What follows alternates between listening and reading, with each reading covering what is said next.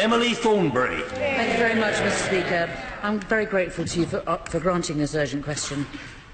Yesterday's horrific massacre at the Gaza border left at least 58 dead and almost 3,000 injured.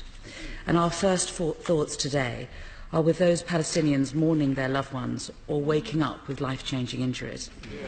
And what makes yesterday's events all the worst is that they didn't come as a result of some accidental overreaction to one day's protests, but as the result of a culmination of 6 weeks, an apparently calculated and deliberate policy to kill and maim unarmed protesters who pose no threat to the forces on the Gaza border. Many of them shot in the back, many of them shot hundreds of metres from the border, and many of them children.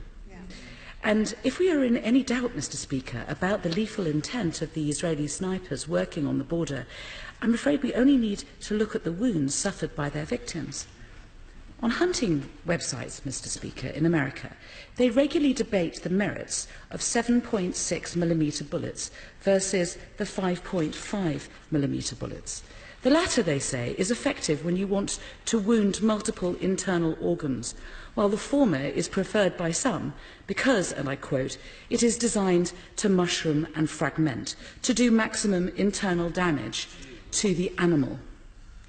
And it was this ammunition, it is alleged, that was used in Gaza yesterday against men, women and children.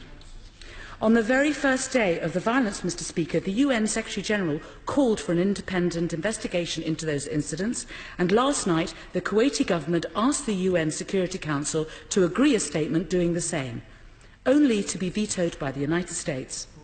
And while I agree with every word of that Kuwaiti statement, it is easy to see why the US vetoed it, because it was critical of their Jerusalem embassy move.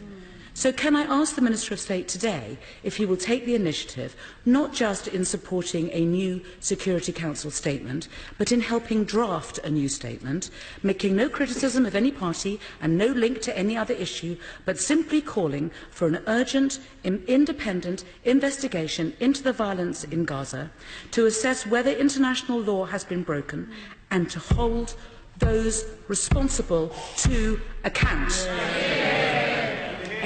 A statement that no country could reasonably object to, not even the United States, unless they are prepared to make the case that there is one rule for the government of Israel and another one for everyone else. And I believe that the investigation must just be the start of an effort at the UN and elsewhere to bring urgent and concerted international pressure on the Netanyahu government to lift the illegal blockade on Gaza and comply with all the UN resolutions ordering them to remove their illegal settlements and end their illegal occupation of Palestinian territories. If yesterday's death can act as a catalyst for that action, then at least they will not have been in vain. And in the interim, especially as the protests resume today, will the Minister of State join me in urging the Israeli forces serving on the Gaza border to show some long overdue responsibility to their fellow human beings and stop this vicious slaughter?